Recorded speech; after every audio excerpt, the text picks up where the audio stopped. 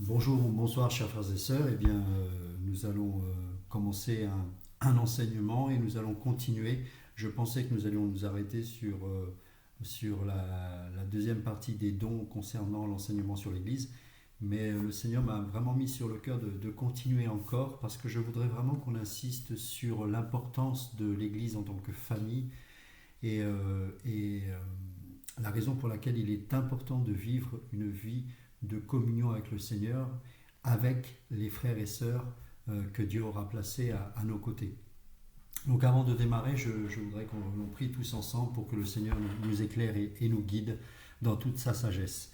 Seigneur, nous nous remettons à toi aujourd'hui et nous implorons l'aide de ton esprit pour que cette parole puisse illuminer les yeux de notre cœur et que nous puissions réellement comprendre l'importance de ton corps, du corps de Christ, de l'Église, combien il est important que nous puissions saisir le fonctionnement de l'Église pour laquelle tu es mort, Seigneur, à la croix. Et nous te demandons vraiment de nous éclairer encore et que tous mes frères et sœurs qui écouteront ou verront cette vidéo puissent être, tout comme moi, être éclairés par ton Esprit Saint. Que ton nom soit béni en tout cas pour tout ce que tu fais et pour cette parole merveilleuse que tu nous as donnée et qui nous fait tant de bien. Que ton nom soit béni, Jésus. Bénis mes frères et sœurs qui vont écouter ce message. Bénis-les, bénis-moi, Seigneur, car nous avons besoin de toi et de ton amour. Au nom de Jésus, Amen. Alors, je voudrais qu'on prenne ensemble un passage dans le livre des Actes au chapitre 3. Donc, livre des Actes au chapitre 3. Et on va prendre. Non, excusez-moi. Acte chapitre 2, verset 41. Acte chapitre 2, verset 41, excusez-moi. Ceux qui acceptèrent sa parole furent donc baptisés en ce jour-là. Le nombre de disciples augmenta d'environ 3000 personnes. Ils persévéraient dans l'enseignement des apôtres, dans la communion fraternelle, dans la fraction du pain et dans les prières. La crainte s'emparait de chacun et il se faisait beaucoup de prodiges et de signes miraculeux par l'intermédiaire des apôtres. Tous ceux qui croyaient étaient ensemble et ils avaient tout en commun. Ils vendaient leurs propriétés et leurs biens et ils en partageaient le produit entre tous, en fonction des besoins. Chaque jour, avec persévérance, ils se retrouvaient d'un commun accord au temple, ils rompaient le pain dans les maisons et ils prenaient leur nourriture avec joie et simplicité de cœur. Ils louaient Dieu et avaient la faveur de tout le peuple. Le Seigneur ajoutait chaque jour à l'Église ceux qui étaient sauvés.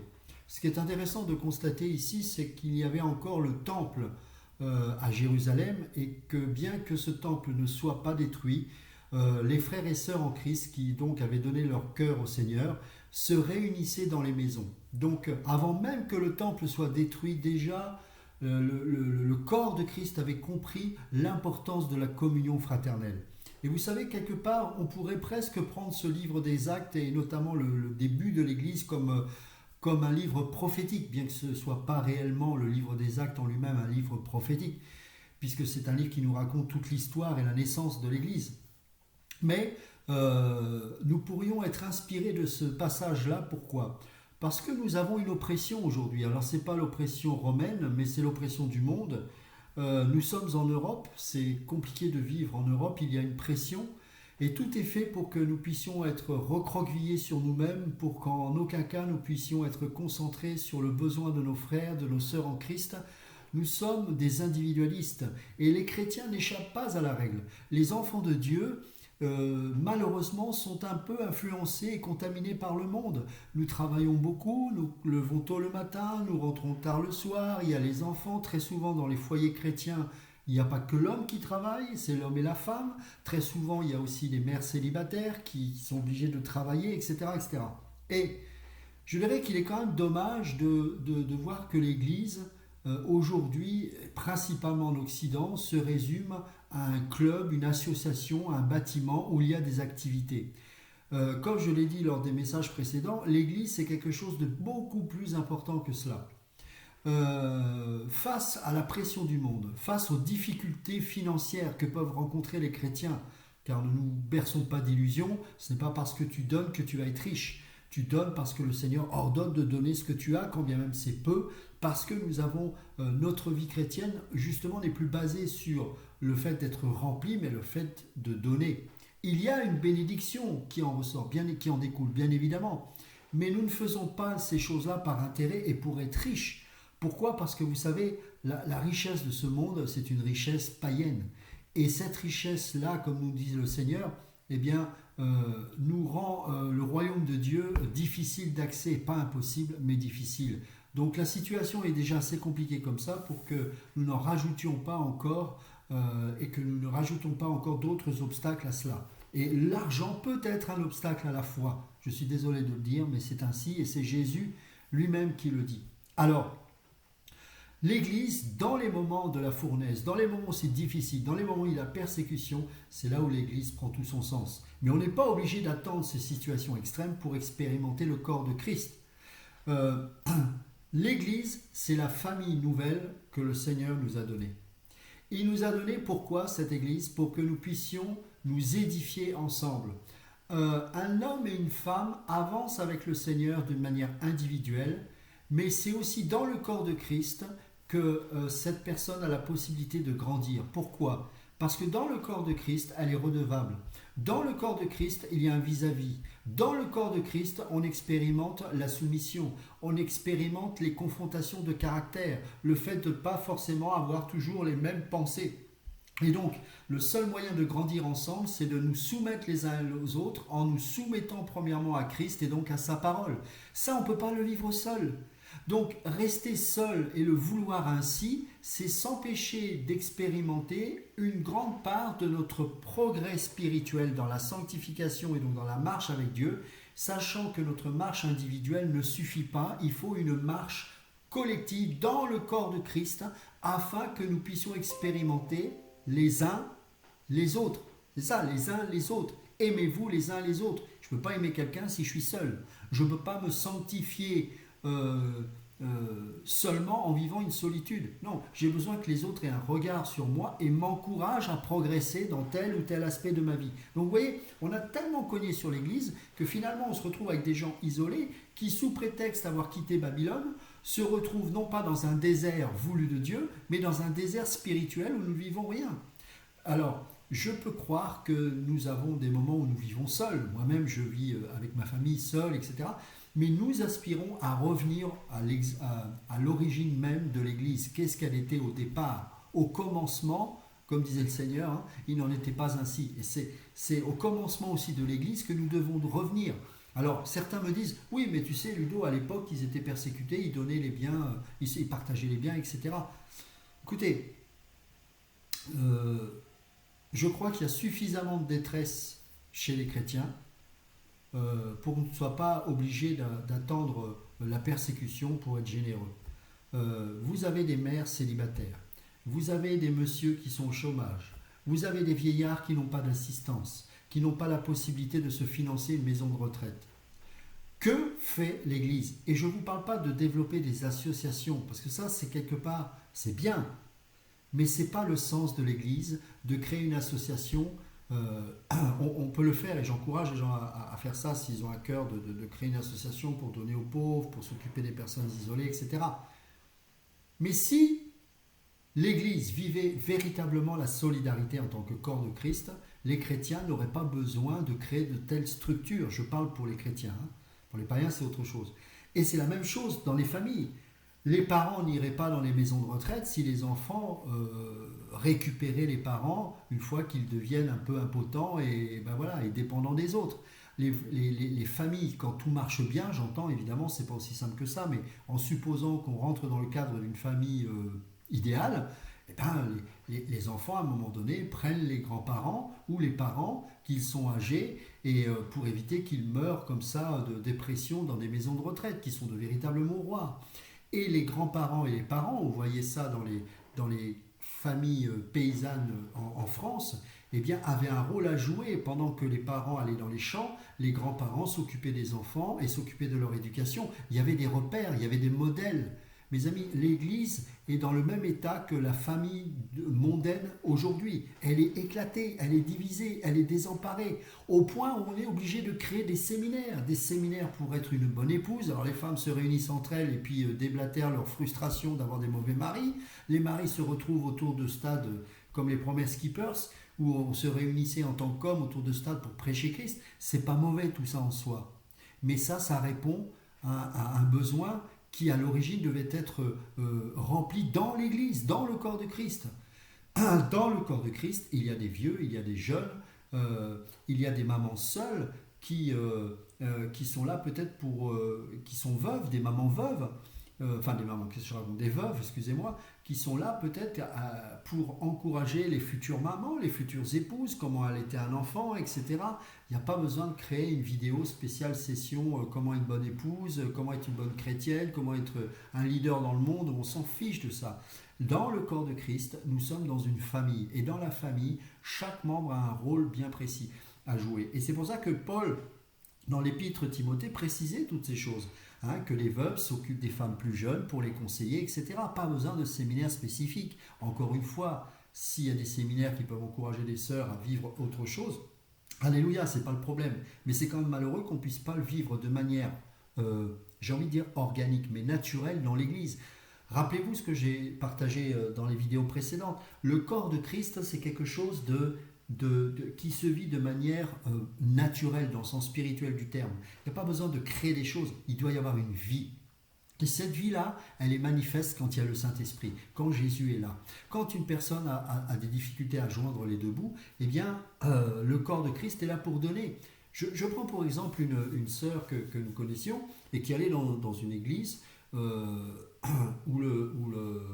voilà, il y avait un roi sur cette église qui était le pasteur, comme beaucoup d'églises. Et bien sûr, au moment de la dîme, cette sœur avait 700 euros. Elle a dit, Seigneur, qu'est-ce que je peux faire avec 700 euros? À qui je peux donner? Évidemment, la première chose auquel elle a pensé, c'est de donner ces 700 euros au pasteur. Donc, elle a donné 700 euros au pasteur. Mais s'est-elle posé la question au moins une fois, mais est-ce qu'il n'y a pas une sœur dans le corps de Christ qui a besoin de ces 700 euros? Ou un frère, ou un jeune homme, ou une vieille femme, ou un vieil homme? Non, c'est le pasteur. Et en plus de cela, elle s'est aperçue que plus tard, ce pasteur, évidemment, c'était un voleur. Donc, elle a donné 700 euros, que Dieu a béni cette femme, donc il lui a donné 700 euros, où elle a travaillé dur pour avoir ces 700 euros. En remerciement pour Dieu, elle dit, je vais donner ces 700 euros à quelqu'un. Ça, c'est jusque-là, ça va. Sauf qu'elle le donne à qui? Au pasteur. Pourquoi? Parce que tout comme le peuple juif a demandé un roi à Samuel, et Samuel, complètement désemparé par cette demande qui était totalement infondée, il dit, ok, vous voulez, le Seigneur, ok, il a donné le feu vert, mais vous allez voir lequel roi, ce que le roi va vous imposer à vivre. Et on a vu que ça a été Saül et ça n'a pas été une mince affaire.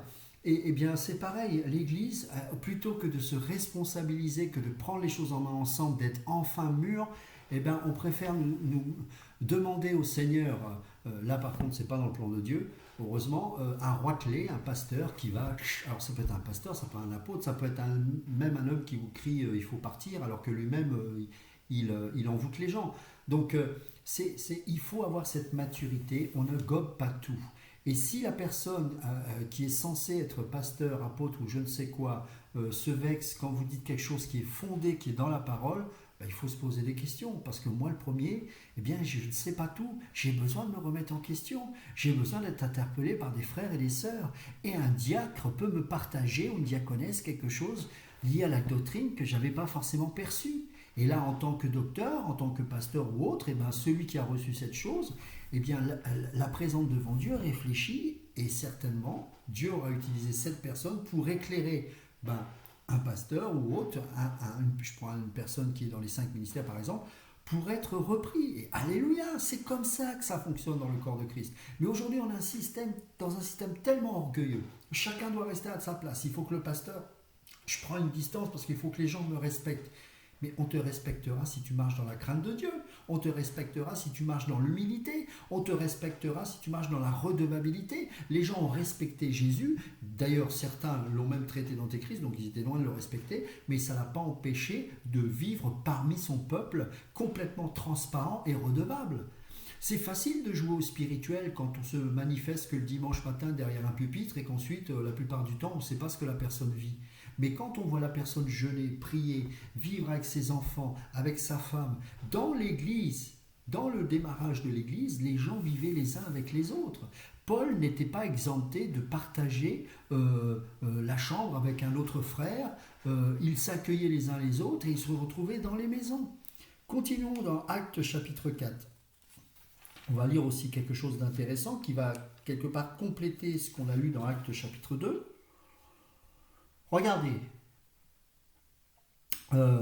verset 31. Quand ils eurent prié, donc Actes chapitre 4, pardon, verset 31. Quand ils eurent prié, l'endroit où ils étaient rassemblés trembla. Ils furent tous remplis du Saint-Esprit et ils annonçaient la parole de Dieu avec assurance. La foule de ceux qui avaient cru n'était qu'un cœur et qu'une âme. Voilà l'unité autour de l'Esprit Saint. Personne ne disait que ses biens lui appartenaient en propre, mais ils mettaient tout en commun. Avec beaucoup de puissance, les apôtres rendaient témoignage de la résurrection du Seigneur Jésus, et une grande grâce reposait sur eux tous. Il n'y avait aucun nécessiteux parmi eux.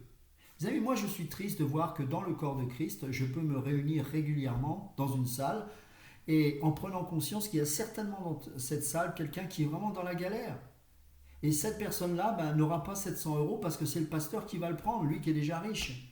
Donc vous voyez, il y a un problème. Il n'y avait aucun nécessiteux parmi eux. Tous ceux qui possédaient des champs ou des maisons les vendaient, apportaient le prix de ce qu'ils avaient vendu et le déposaient aux pieds des apôtres et l'on faisait des distributions à chacun en fonction de ses besoins. En fonction de ses besoins. Voilà. Cette église n'est pas là pour non plus assister les gens au point où on va avoir des parasites qui vont venir et réclamer. Non.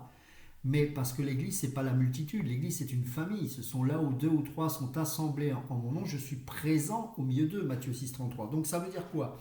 Ça veut dire que le corps de Christ, comme une famille charnelle à l'époque où nous étions des enfants avec nos parents, les parents s'occupaient des enfants. Quelqu'un qui est jeune dans la foi, tout le corps de Christ, avec les anciens, avec dans leur fonction d'anciens, mais aussi dans leur âge, parce que les gens qui sont plus âgés, même s'ils ne sont pas forcément anciens, sont des gens qui, de par leurs cheveux blancs, sont une source d'encouragement, parce que ces gens-là ont traversé des épreuves et ont forcément marché dans la victoire, puisqu'ils sont encore des enfants de Dieu et qu'ils sont intégrés encore dans le corps de Christ. Et rien qu'en cela, ils sont un enseignement pour nous. Et vous savez, je dis aux jeunes, faites très attention au manque de respect.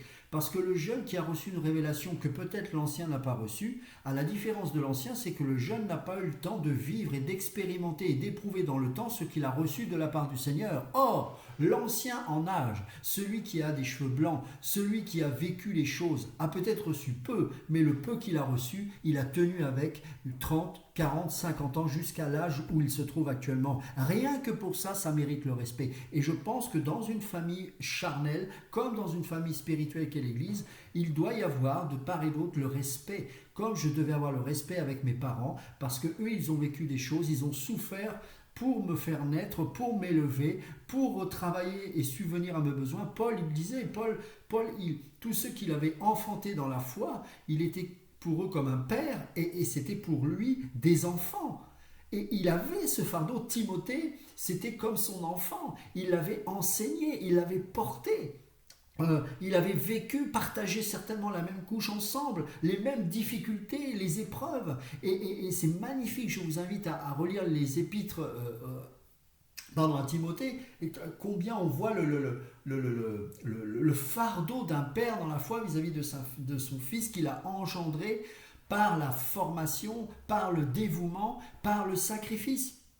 Et vous savez, les problèmes d'argent, je sais qu'en Occident c'est un peu tabou, mais plutôt que d'enrichir des systèmes, des charges d'un bâtiment ou de je ne sais quoi, eh bien, retrouvons-nous les uns les autres, chacun en fonction de ce que le Saint-Esprit aura amené. Ne vous faites pas de soucis si vous êtes seul, ne prenez pas un joug comme ça. Voilà, malheureusement, parfois les chrétiens sont seuls. Mais je peux croire que le Seigneur attirera des âmes de manière à ce que vous puissiez vivre quelque chose avec 2 ou 3 personnes.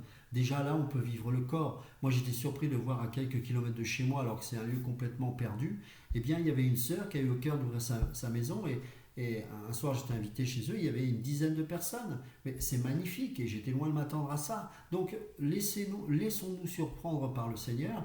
Et quand on se réunit ensemble, ne formalisons pas les choses. Est-ce qu'il faut créer une assoce ou je ne sais pas. Peu importe. Peut-être que parfois il faudra créer une assoce parce on veut faire quelque chose de particulier. Il suffit simplement de se réunir et de vivre les choses. Et moi, je me souviens encore quand on se réunissait, là on habitait avant, c'était magnifique parce que les gens qui avaient vraiment des besoins, eh ben, on mettait la main à la poche. Et là, c'est du concret le corps de Christ, hein. C'est pas de la théologie, c'est du concret. Et je me rappelle même, on avait une femme de pasteur qui était venue, elle avait été délivrée d'un esprit de mort. Voilà pourquoi, parce que là, les titres, on les met de côté. On est des frères et sœurs et on se laisse conduire par le Saint-Esprit. Et je peux vous assurer que c'était le Saint-Esprit qui était le boss. Et c'est Jésus, tout simplement. Et il opérait des miracles, il opérait des guérisons. Et encore une fois, il n'y a pas de méthode. C'est pas parce qu'il n'y a pas de guérison que Dieu n'est pas là pour autant. Je veux dire, ne formalisons pas les choses. C'est pas une recette de cuisine. L'Église, elle est organique, elle est vivante. Regardez comment fonctionne le corps de Christ. On va prendre ensemble un Corinthiens 12. C'est vraiment, je sens que on m'a encouragé pas mal sur ces vidéos que j'ai faites sur les dons dans l'Église, parce que je pense qu'il y a beaucoup de gens qui respirent et disent « Ah mais oui, c'est ça, c'est pour ça qu'on souffre autant ». Oui, on souffre parce qu'on n'a pas compris que l'Église, c'est pas ce qu'on nous a présenté, et c'est pas non plus quelque chose que l'on doit obligatoirement quitter, ou je ne sais pas, sous prétexte que l'ennemi est là. Non, c'est l'Église, c'est encore une fois le rassemblement des saints qui se réunissent comme une nouvelle famille spirituelle. Et vous savez, tout comme le Seigneur a attiré les animaux de différentes espèces pour les sauver dans l'arche, de la même manière, c'est pas nous qui allons recruter les saints pour former une assemblée, c'est lui-même qui attire les uns avec les autres. Et là, maintenant, à partir de ce moment-là, notre priorité, ça ne va pas être de mettre un ancien ou un pasteur, c'est de tout faire pour que dans le corps de Christ, Jésus se manifeste. Et c'est pas un hasard, encore une fois, si Paul utilise le terme de corps en parlant de l'Église. C'est tellement important. Il y aurait tellement de choses à dire. Hein. Romains chapitre 12. Regardez. Je vous encourage donc, frères et sœurs, donc Romains chapitre 12 à partir du verset 1, par les compassions de Dieu, à offrir votre corps comme un sacrifice vivant, saint, agréable à Dieu. Ce sera de votre part un culte raisonnable. Ne vous conformez pas au monde actuel. Donc, les histoires de chantres, de je ne sais pas quoi, mettez tout ça à la poubelle. Entretenez-vous, hein, nous dit Paul, notamment dans l'épître aux Colossiens, mais aussi dans l'épître aux Éphésiens. Dans Éphésiens, il dit entretenez-vous par des psaumes, par des hymnes, par des cantiques spirituels. Vous voyez, nous devons nous laisser conduire par le Saint-Esprit, c'est lui qui nous inspire les chants. Donc voilà, c'est vraiment, encore une fois, c'est vivant. Ne vous conformez pas au monde actuel. Regardez comment on essaye d'amener le rock dans l'église, le rap ou toutes ces choses. Alors on me dit, ouais, mais moi j'ai la grâce, quand je rappe, les gens sont touchés. Et ils sont touchés parce que les paroles que tu manifestes ou qui sortent de ta bouche s'appuient sur un rythme qui amène des pulsations dans l'âme. Et on croit que c'est l'onction, mais ce n'est pas du tout l'onction. Alors Dieu peut utiliser, pourquoi pas, ces choses-là, mais ce n'est pas par cela que ça doit passer. Pourquoi? Parce que l'Église, elle est hors du temps. L'Église, elle est hors du monde. L'Église, elle est hors du système. Ta musique, elle n'est pas mondaine. C'est Satan qui a ravi la musique du ciel et qui l'a pervertie. Et aujourd'hui, la perversité de la musique est rentrée dans l'Église à travers des accords émotionnels, à travers des guitares électriques, des choses qui sont... Voilà, je n'ai rien encore une fois contre les instruments, je n'ai rien contre les chantres, c'est pas cela. Mais nous devons revenir aux choses simples de l'Évangile. Et il viendra un temps, croyez-moi mes amis, la véritable Église n'aura pas d'autre choix que de vivre dans la simplicité parce qu'il n'y aura plus rien. Parce que ce sera la guerre et le chaos partout et que là, on comprendra que la véritable Église aura un sens. Pourquoi? Parce que les églises bâtiments seront saisis par l'État, parce qu'ils seront mis dehors, parce que tous ceux qui auront mis leur espérance dans les choses de ce monde en utilisant la parole pour s'enrichir verront que ça ne marche pas, parce que tous ceux qui devront tenir face à la persécution, eh bien, n'auront pas d'autre choix que soit d'accepter l'antéchrist, soit d'accepter le rejet et la persécution en décidant de suivre Christ. Et là, on ne pourra plus faire semblant dans une assemblée de 1000 personnes. Et là, on se dira, waouh, en tant qu'enfant de Dieu, j'ai besoin d'être conduit par le Saint-Esprit, Seigneur, que tu me montres ta famille céleste et que même si c'est que 2 ou 3 personnes, nous puissions commencer à vivre déjà quelque chose. Mais ne restons pas enfermés dans une espèce de désert, soi-disant de prophète lié à l'ancienne alliance qui n'a rien de néo-testamentaire, Nous ne sommes pas des mercenaires ou des oraux, des justiciers de je ne sais quoi. Nous sommes faibles. L'Église trouve sa force dans la faiblesse, tout comme un enfant de Dieu trouve sa force et puise sa force dans l'Esprit de Dieu, parce qu'il est tellement faible qu'il n'a pas d'autre choix que de s'appuyer sur le Saint-Esprit. Paul dit, c'est quand je suis faible que je suis fort. Et je puis tout par celui qui me fortifie. C'est-à-dire qu'il y a quelqu'un d'extérieur à moi-même, ou qui se trouve en moi, mais qui n'est pas lié à ma chair, qui me donne la force et la puissance nécessaires pour vivre miraculeusement dans un monde où on demande de telles exigences que moi-même, dans ma propre nature, je ne peux répondre à ces exigences. Mais par la grâce de Dieu, l'Esprit qui est en moi me permet de vivre des choses qu'en même temps le monde ne peut pas vivre dans toute sa sagesse et toute sa puissance, parce que l'Église s'appuie sur l'Esprit de Dieu. Et il n'y a pas besoin d'avoir de l'argent pour toucher le monde entier. Il n'y a pas besoin d'avoir un marketing ou de faire un appel aux dons ou de mettre sur son site internet, cliquez là sur PayPal et vous aurez de l'argent. Non. La seule chose qu'un enfant de Dieu, mes amis, alléluia, a besoin d'avoir, c'est la foi. La foi, c'est la puissance de l'Église. La foi, c'est la richesse de l'Église. La foi, c'est ce qui nous permet de marcher de manière miraculeuse. Et je ne parle pas d'une pensée positive. Parce que la foi vient de ce que l'on entend, pas de ce qu'on aimerait suggérer au travers de nos désirs profonds que nous n'osons pas avouer, et par lâcheté, plutôt que de dire c'est notre chair qui désire ces choses, on dit non, c'est la parole, menteur. Non, la foi vient de ce que l'on entend, et ce que l'on entend vient de la parole de Dieu. Et il n'y a rien de mystique. Si Dieu a déposé un dessein dans ton cœur, quelque chose qui te pousse à donner ta vie, quelque chose qui te pousse dans toute la pureté du service de Dieu, de manifester l'amour de Christ, et l'exigence de Christ, alors fonce, parce que Dieu est avec toi et tu n'as pas besoin d'argent. Ouais, mais Seigneur, j'ai rien. Georges Muller, il est venu dans ce monde, il n'a pas un rond, il est mort, il n'avait pas un rond. Et pourtant, il a béni des milliers d'orphelins, il a eu un grand centre, parce que Dieu a toujours pourvu. C'est en cela qu'on voit si on est réellement appelé ou pas.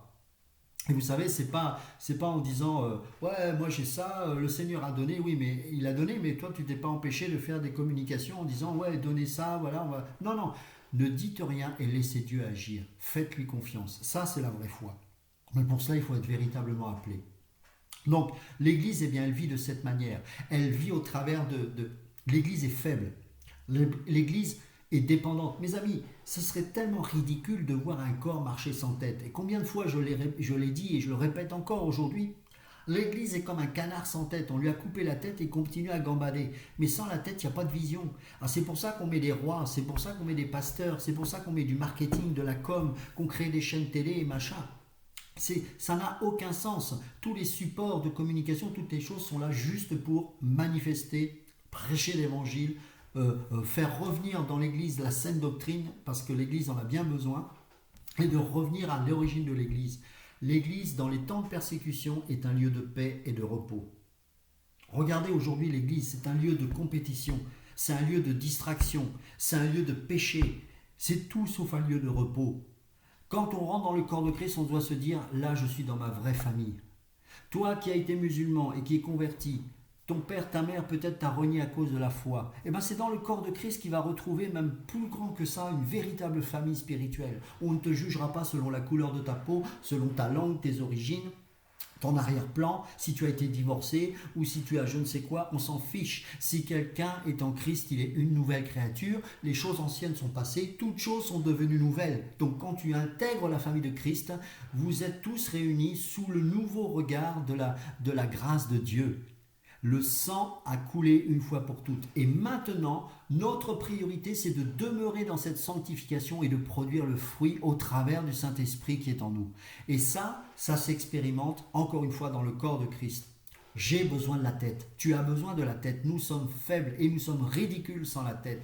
La tête qui est Christ ordonne les directives au travers du Saint-Esprit, les communique au corps de Christ et le Saint-Esprit utilise des prophètes, utilise les dons, les différentes grâces qu'il communique à des personnes et pour que les pensées de Christ soient manifestées dans son corps.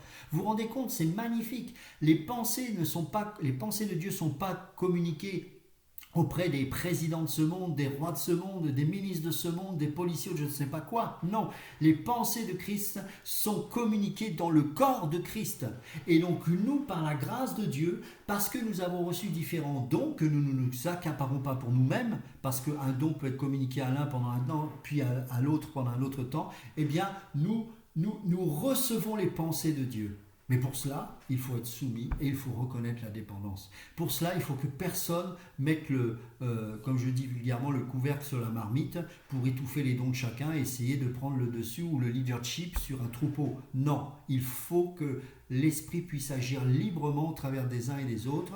Et encore une fois, j'insiste là-dessus, les anciens, en termes de fonction, sont là dans le corps de Christ pour veiller à ce que l'Esprit puisse agir en toute liberté et sans que la chair ne vienne s'y mêler. Voilà l'ordre des choses. Donc c'est un système organique, c'est un système vivant et qui marche et qui avance. Parce que la tête ne peut s'empêcher de communiquer les choses. Parfois, elle nous dit restez dans le silence, parfois faites telle ou telle chose, mais dans tous les cas, eh bien, la tête qu'est Christ communique ses pensées dans le corps de Christ. Par la grâce, verset 3, qui m'a été... Alors, je recommence, verset 2, pardon. Ne vous conformez pas au monde actuel, mais soyez transformés par le renouvellement de l'intelligence, afin de discerner quelle est la volonté de Dieu, ce qui est bon, agréable et parfait. Par la grâce qui m'a été donnée, je dis à chacun de vous de ne pas avoir une trop haute opinion de lui-même. Une trop haute opinion de lui-même. Pourquoi ? Parce que dès qu'on commence à se croire utile, on est disqualifié. En tout cas, pas d'une manière immédiate, mais dans l'orgueil, eh bien, on s'empêche, ça c'est important, on s'empêche soi-même de recevoir les pensées de Dieu. Vous savez, Dieu dit qu'il résiste aux orgueilleux. Donc, si on s'élève, il va nous résister. Mais il fait grâce aux humbles. On ne peut recevoir les instructions de Dieu que dans l'humilité. C'est pour ça, ceux qui disent avoir été appelés de Dieu et qui reçoivent des visions et des choses et qui en même temps sont méchants, colériques et menteurs, eh ben, c'est faux. Ils ne peuvent pas parce que Dieu leur résiste. Quand on est humble, Dieu nous communique ses pensées. Mais quand on est orgueilleux, Dieu nous résiste et on ne peut pas recevoir les pensées du ciel. On est menteur quand on dit ça parce que la parole dit exactement l'inverse. Dieu résiste aux orgueilleux, mais il fait grâce aux humbles. Donc ça, c'est important. Eh bien, ça fonctionne de la même manière dans le corps de Christ. Ne cherchons pas à élever les gens, mais abaissons-nous afin que Dieu s'élève, et non pas nous élève, mais s'élève dans l'assemblée des saints. Par la grâce qui m'a été donnée, je dis à chacun de vous de ne pas avoir une trop haute opinion de lui-même, mais de garder, pas quelque chose d'avoir, mais de garder, parce que c'est quelque chose que l'on peut perdre avec le temps. C'est pour ça que quand les gens nous complimentent, tout ça, c'est bien. Moi, j'ai rien contre ça. On doit s'encourager les uns les autres. Mais attention à ce que cela ne nous fasse pas perdre l'esprit ou le sentiment d'humilité qui doit être en nous et que nous devons garder. Garder des sentiments modestes. Chacun selon la mesure de foi que Dieu lui a donnée. Moi, je dis toujours, je reste à ma place. J'essaye pas d'aller là où je ne suis pas appelé ou là où je n'ai pas les dons. Je ne suis pas un aventurier, hein, croyez-moi. J'aime marcher par la foi, mais il faut que Dieu me parle, sinon je ne bouge pas.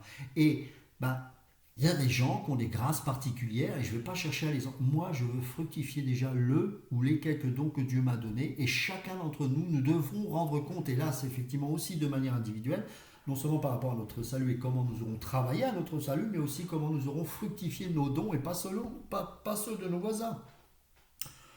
En effet, de même que nous avons plusieurs membres dans un seul corps, donc on est dépendant, on est faible. On est dépendant premièrement de Dieu et on est dépendant les uns des autres. Nous sommes faibles. Donc, je suis membre des uns des autres. J'ai besoin du bras si je suis la main. Mais le pied a aussi besoin du bras parce que sinon c'est un corps disloqué. Alors pour le pied, c'est plus difficile de saisir que le bras est important pour lui parce qu'il n'y a pas une connexion directe. Mais s'il a une vision de l'ensemble du corps de Christ, alors il comprendra combien son utilité est grande, quand bien même ce soit un pied. Mais pour cela, il faut avoir la vision de l'ensemble, de ce qu'est l'Église dans son ensemble. Ça, c'est la saine doctrine, que les apôtres sont là pour établir comme fondement, afin que le pied sache qu'il est tout aussi utile que la main vis-à-vis du bras. C'est ça qu'on a besoin de comprendre. Dire, oui, ce frère, il a une importance pour moi par rapport à ce don, hein, mais l'autre, je vois pas trop. Mais regarde dans l'ensemble, ce qu'est l'Église dans son ensemble, et tu verras que chacun est placé correctement. Il y a des gens qui disent, oui, mais il n'y a pas tel don dans le corps de Christ. On s'en fiche. Pour une simple et bonne raison, c'est que si cette assemblée est vraiment de Dieu, si 2 ou 3 sont assemblés là, il ne manque rien, parce que le Seigneur a pourvu en fonction de ce qu'il y a aujourd'hui. Mais ce que tu ne sais pas, c'est qu'il est en train de prévoir d'autres personnes qualifiées avec d'autres dons, mais ce n'est pas le moment aujourd'hui.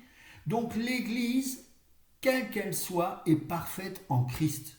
Mais pour cela, il faut qu'elle soit en Christ.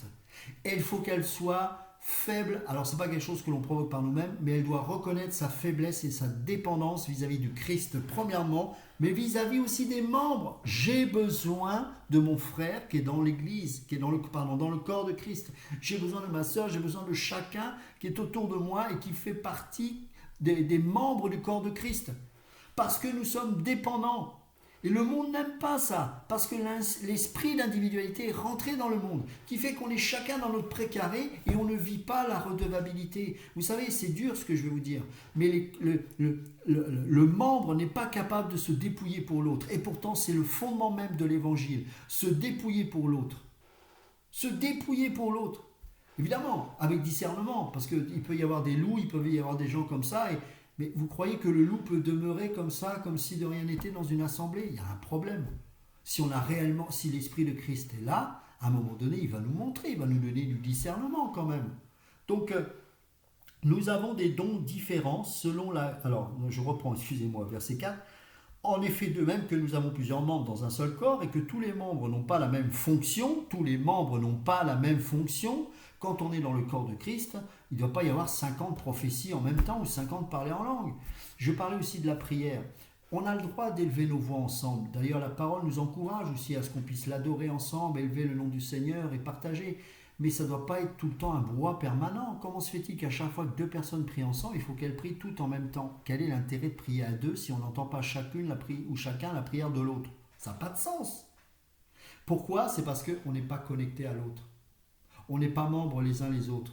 On peut dire oui, blablabla, bla, bla, bla, parce que dans la réalité, je vois que c'est chacun sa prière. On prie ensemble sur le même sujet, mais on n'entend rien. Ah oui, c'est sûr, le Seigneur entend chacune de nos prières, mais j'ai besoin de ta prière. Encore une fois, on peut prier d'une manière collective, ce n'est pas le problème.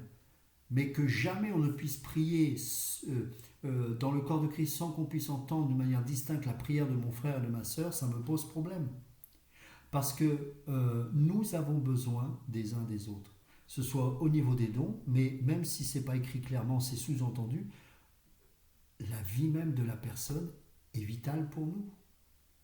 Ce ne sont pas des fonctions que Dieu a rassemblées dans le corps de Christ, ce sont des âmes vivantes, précieuses aux yeux de Dieu. Chaque personne qui est à tes côtés, considère-la comme Dieu la considère, à savoir une personne précieuse pour qui le Seigneur a versé son sang.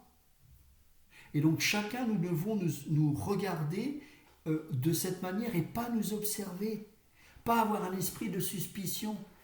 On peut se planter, on se plantera, c'est pas grave. Je préfère avoir été abusé que de rester dans un état de... Enfin, abusé, entendez-moi bien, d'avoir été parfois trahi, etc. Mais c'est pas grave.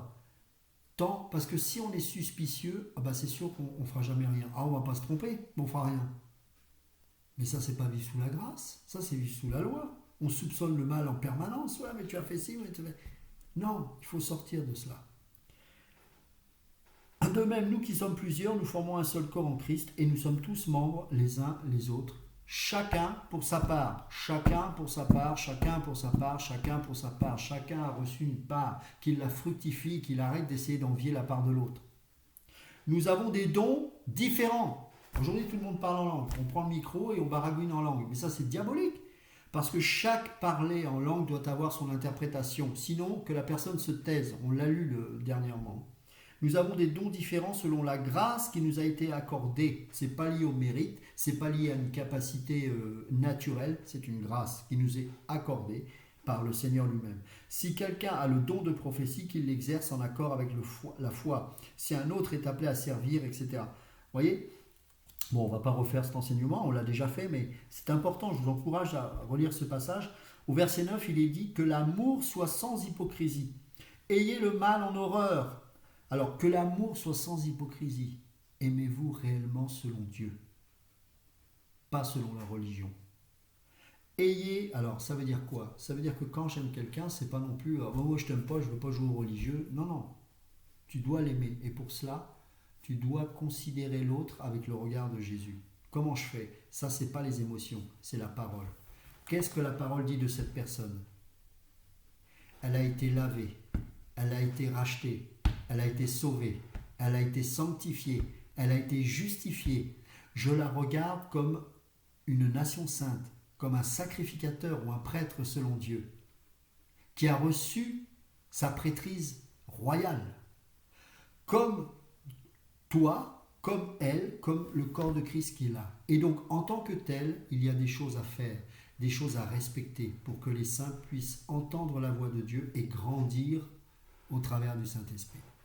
Et pour cela, nous avons besoin ensemble d'être édifiés et de nous encourager et de nous reprendre et de nous enseigner et de nous aimer les uns les autres. Ayez le mal en horreur, attachez-vous au bien. Par amour fraternel, soyez pleins d'affection les uns pour les autres. Oh mes amis. Et rivalisez d'estime. C'est à celui qui... C'est fort, hein, rivaliser d'estime réciproque. C'est celui qui va être le plus aimant, le plus zélé pour faire du bien à l'autre. Alors nous, on est zélés, mais pour casser l'autre.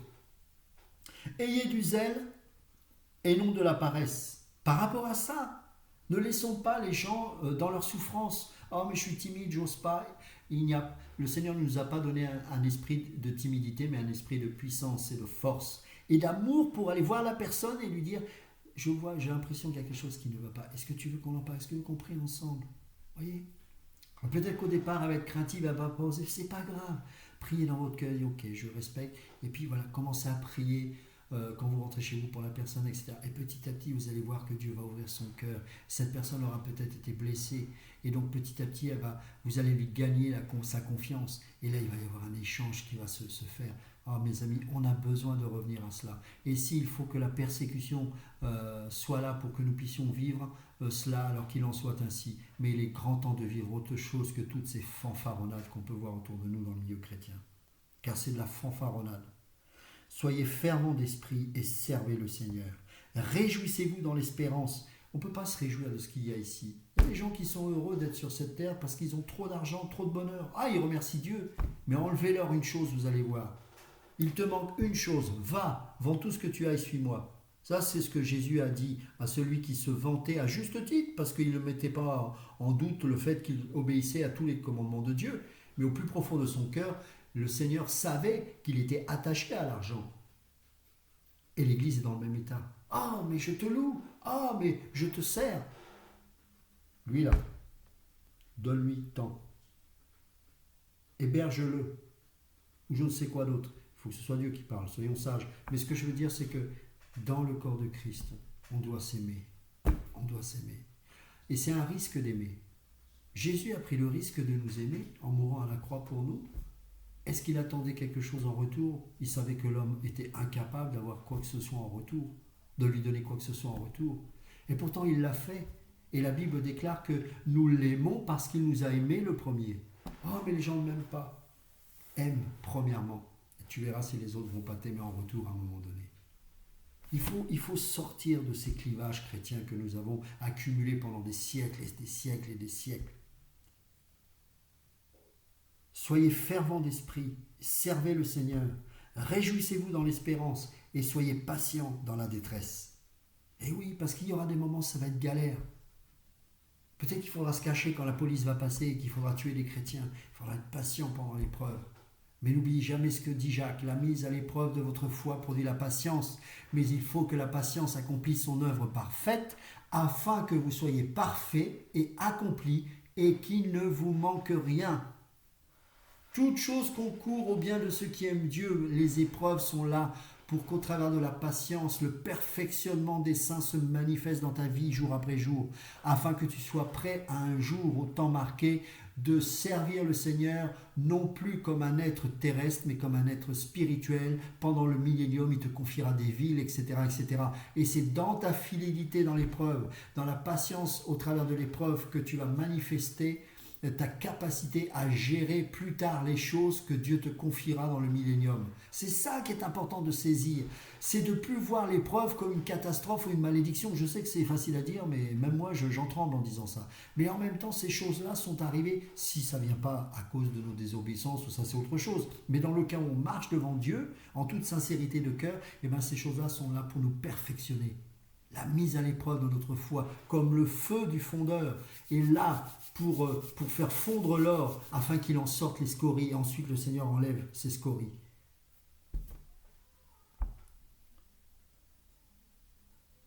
Réjouissez-vous dans l'espérance et soyez patients dans la détresse.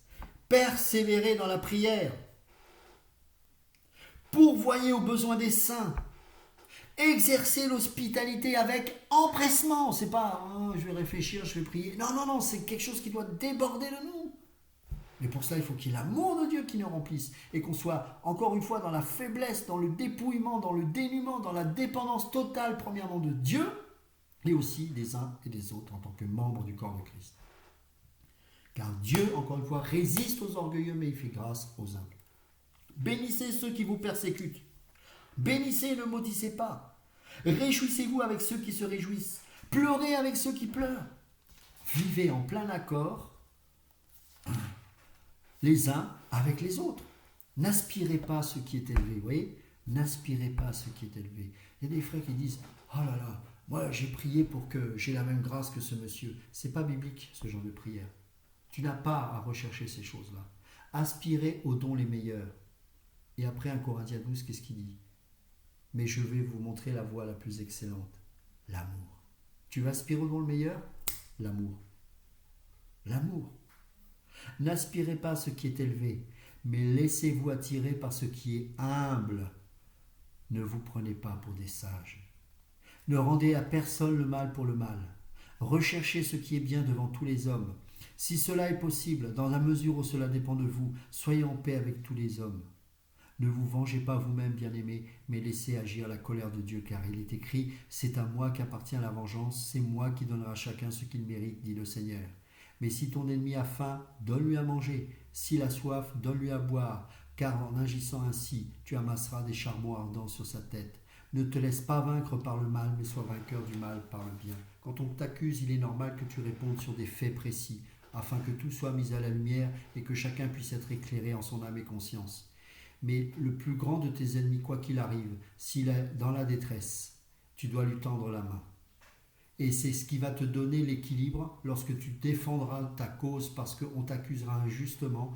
Eh bien, tu vas être capable de te défendre correctement dans l'amour, mais aussi dans l'exigence de la transparence la plus totale, afin que chacun puisse savoir où chacun en est vis-à-vis de Dieu. Après, c'est à chacun, au Saint-Esprit, de se laisser éclairer par lui et devant le Saint-Esprit, de dire « Seigneur, montre-moi ». Mais il y a des faits, il faut être précis. On a le droit de dire les choses quand on est accusé, de dire « Mais non, ça c'est faux, parce qu'il y a eu ça, parce qu'il y a eu ça. » Voilà. Mais on doit toujours être capable de dire ça dans la douceur, d'aimer les gens. Et à tout moment, cet ennemi-là, vous savez, ceux qui vous persécutent et qui disent du mal, un jour ou l'autre, ils auront besoin de vous. Croyez-moi, parce que je sais comment Dieu fonctionne. Il est surprenant. Et donc, si on a encore de la rancœur, on va être mal à l'aise. Non.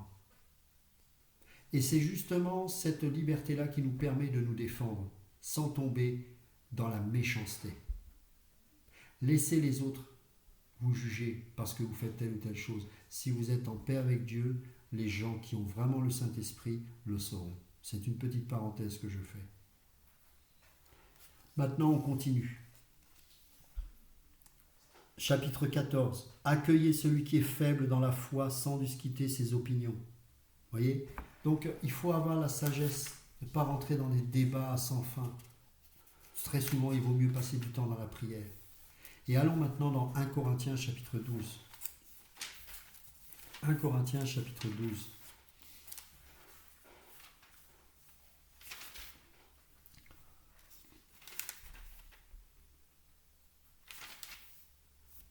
Verset 4. Il y a diversité de dons, mais le même esprit. Diversité de services, mais le même Seigneur. Diversité d'actes, mais le même Dieu qui accomplit tout en tous. Or, à chacun, la manifestation de l'esprit est donnée pour le bien de tous.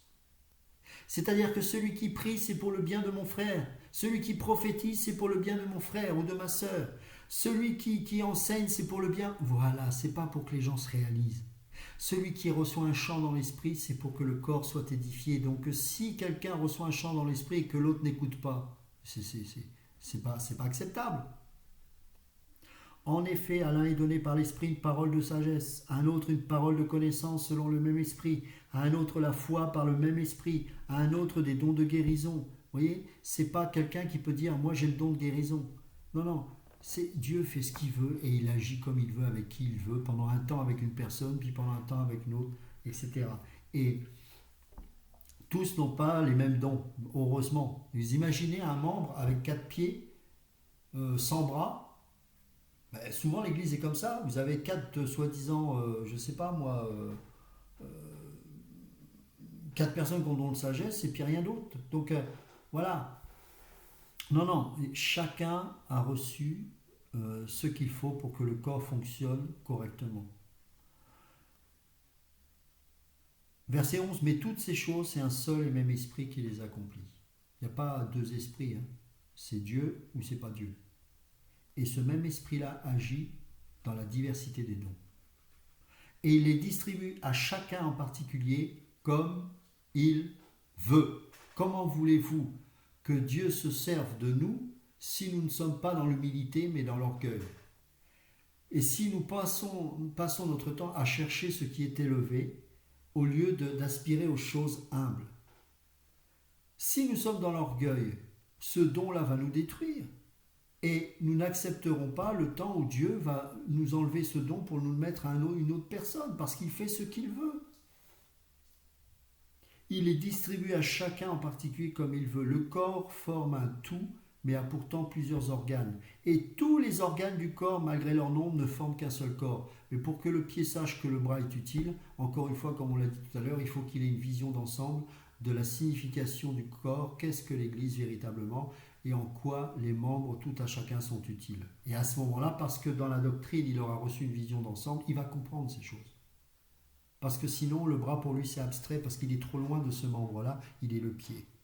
Et c'est pour ça qu'il est dit que celui qui est faible a besoin d'être élevé, honoré, pour qu'il puisse prendre conscience de son utilité, car il est utile. Il en va de même pour Christ. En effet, que nous soyons juifs ou grecs, esclaves ou libres, nous avons tous été baptisés dans un seul esprit pour former un seul corps, et nous avons tous bu à un seul esprit. Vous voyez, il insiste à chaque fois à un seul esprit. Ainsi, le corps n'est pas formé d'un seul organe, mais de plusieurs. Si le pied disait, puisque je ne suis pas une main, je n'appartiens pas au corps, ne ferait-il pas partie du corps pour autant? Et si l'oreille disait, puisque je ne suis pas un œil, je n'appartiens pas au corps, ne ferait-elle pas partie du corps pour autant? Si tout le corps était un œil, où serait l'ouïe? S'il était tout entier l'ouïe, où serait l'odorat? En fait, Dieu a placé chacun des organes dans le corps comme il a voulu. S'ils étaient tous un seul organe, où serait le corps? Il y a donc plusieurs organes, mais un seul corps. L'œil ne peut pas dire à la main, je n'ai pas besoin de toi, ni la tête dire aux pieds, je n'ai pas besoin de vous. Bien plus, les parties du corps qui paraissent être les plus faibles sont nécessaires, et celles que nous estimons être les moins honorables du corps, nous les entourons d'un plus grand honneur. Mais pour cela, il faut aspirer à ce qui est humble. On ne peut pas voir un pied si on lève la tête, il faut se baisser, c'est humiliant. Il faut considérer l'autre comme supérieur à lui-même, c'est humiliant. Eh bien ça, c'est l'esprit qui anime Christ. Regardez comment les femmes crient, regardez comment les hommes sont prétentieux, tout ça parce que nous ne recherchons pas à ce qui est humble, ce qui est abaissé. Et Dieu nous résiste à cause de notre orgueil. Nous devons nous repentir de notre orgueil, de notre suffisance, de notre autosuffisance, de notre autoproclamation de tel ou tel ministère. Oh mes amis. En fait, verset 18, Dieu a placé chacun des organes dans le corps comme il l'a voulu. Comme il l'a voulu. Pas comme je veux, comme il a voulu. On ne vient pas dans le corps de Christ avec, comme on l'avait une fois vu dans notre assemblée, quelqu'un qui vient, moi je suis chantre, voilà, je viens avec mes louanges, je dis non, assis-toi, on se calme, c'est pas comme ça que ça marche. Hein? C'est Dieu. Tu n'as pas à t'imposer aux gens, c'est le Saint-Esprit qui atteste. L'œil ne peut pas dire à la main, je n'ai pas besoin de toi, ni la tête dire aux pieds, verset 21, je n'ai pas besoin de vous. Donc ça on l'a déjà lu, pardon. Verset 27, vous êtes le corps de Christ et vous êtes ses membres, chacun pour sa part. Verset 28, Dieu a établi dans l'Église premièrement des apôtres, deuxièmement des prophètes, troisièmement des enseignants. Ensuite viennent les miracles, puis les dons de guérison, les aptitudes à secourir, à diriger, à parler diverses langues. Tous sont-ils apôtres? Tous sont-ils prophètes? Tous sont-ils enseignants? Tous font-ils des miracles? Tous ont-ils des dons de guérison? Tous parlent-ils en langue? Tous interprètent-ils? Sous-entendu, non, bien évidemment. Aspirez aux dons les meilleurs. Alors là, on se dit, ouais, mais je suis pas sûr. Voilà, apôtre, ça c'est le top, ça c'est bien ça. Parler en langue, ouais, ça c'est chouette. Je suis prié pour que j'ai l'interprétation aussi, pour que le corps soit édifié. Don de prophétie, ça c'est bien. Je vais vous montrer encore une fois plus excellente. Et là, chapitre 13, verset 1. Si je parle les langues des hommes, et même celles des anges, mais que je n'ai pas l'amour, je suis un cuivre qui résonne ou une cymbale qui retentit. Si j'ai le don de prophétie, la compréhension de tous les mystères et toute la connaissance, si j'ai même toute la foi jusqu'à transporter des montagnes, mais que je n'ai pas l'amour, je ne suis rien. Et si je distribue tous mes biens aux pauvres, si même je livre mon corps aux flammes, mais que je n'ai pas l'amour, cela ne me sert à rien. L'amour est patient. Il est plein de bonté.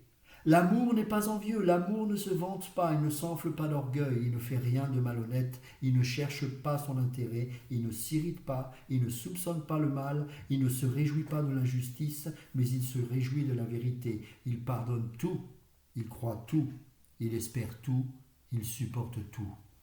L'amour ne meurt jamais, les prophéties disparaîtront, les langues cesseront, et j'ai envie de dire, et tout ce cinéma charismatique, enfin, dont nous sommes tant fatigués, va disparaître. Ça sent trop l'homme dans l'Église. L'homme. On est fatigué de l'être humain, dans le sens charnel du terme. Où sont les vases vides remplis de Christ, remplis de la présence de Dieu? Soyez remplis de l'Esprit, nous dit Paul dans Éphésiens, en vous entretenant par des psaumes, par des hymnes, pas en vous entretenant de votre ego et de vos capacités charnelles. On n'en veut pas dans l'Église. Si tu es faible, bienvenue. Si tu boites, bienvenue. Si tu crois que tu es pauvre, Dieu dit tu es riche. Parce que celui qui est riche, en vérité devant Dieu, il est pauvre. En effet, nous connaissons partiellement et nous prophétisons partiellement. Mais quand ce qui est parfait sera venu, ce qui est partiel disparaîtra. Lorsque j'étais enfant, je parlais comme un enfant, je pensais comme un enfant, je raisonnais comme un enfant. Mais lorsque je suis devenu un homme, j'ai mis fin à ce qui était de l'enfant.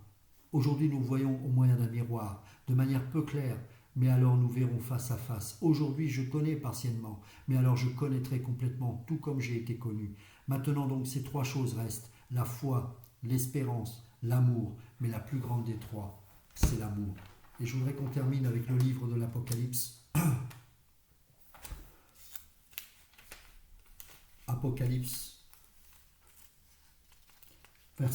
chapitre 2, verset 8. Écrit à l'ange de l'église de Smyrne. Voici ce que dit le premier et le dernier, celui qui était mort et qui est revenu à la vie.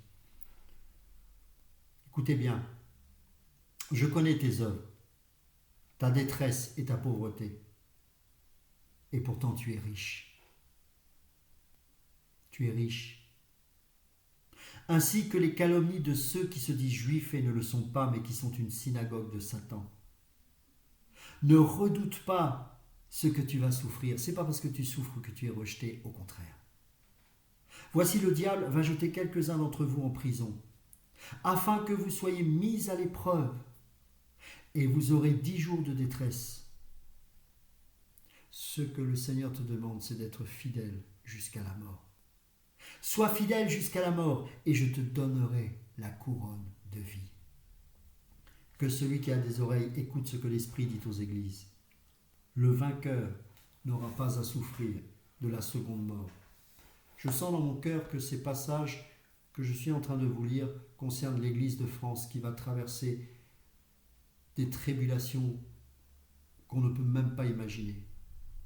Et je voudrais maintenant vous relire ce passage et considérez-les comme étant prophétiques, mais pas dans des temps lointains, dans des temps immédiats, des temps peut-être qu'une question de mois, je ne sais pas.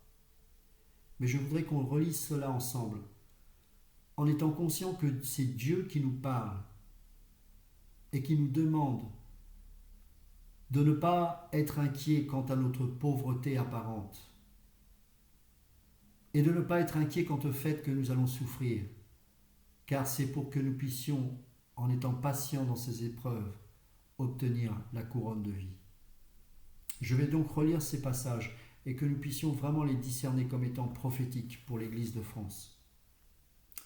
Écrit à l'ange de l'Église de Smyrne. Et cette Église-là, je pourrais dire Église de France, pas celle qu'on voit de manière visible, pas celle qui est remplie de gens cravatés, sapés, ornés. Il y en a peut-être qui dedans sont de véritables enfants de Dieu. Je parle de l'Église qui est moquée des autres. L'Église dont on dit où sont tes dons, où est ta puissance, où sont ces hommes et ces femmes bien endimanchés. Vous êtes méprisés et méprisables.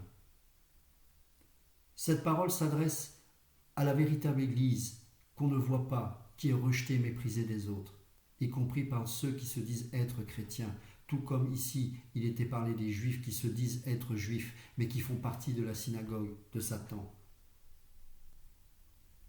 Et sous ce regard-là, sous ce contexte que j'explique, je voudrais vraiment que l'on saisisse ces versets qui sont prophétiques pour l'Église de France, la véritable Église de France, afin qu'elle tienne malgré les épreuves et malgré la moquerie de ceux qui s'appellent frères et sœurs. Écrit à l'ange de l'Église de Smyrne. Voici ce que dit le premier et le dernier, celui qui était mort et qui est revenu à la vie. Je connais tes œuvres, ta détresse et ta pauvreté. Et pourtant tu es riche, ainsi que les calomnies de ceux qui se disent juifs et ne le sont pas, mais qui sont une synagogue de Satan. Ne redoute pas ce que tu vas souffrir. Voici, le diable va jeter quelques-uns d'entre vous en prison, afin que vous soyez mis à l'épreuve, et vous aurez 10 jours de détresse.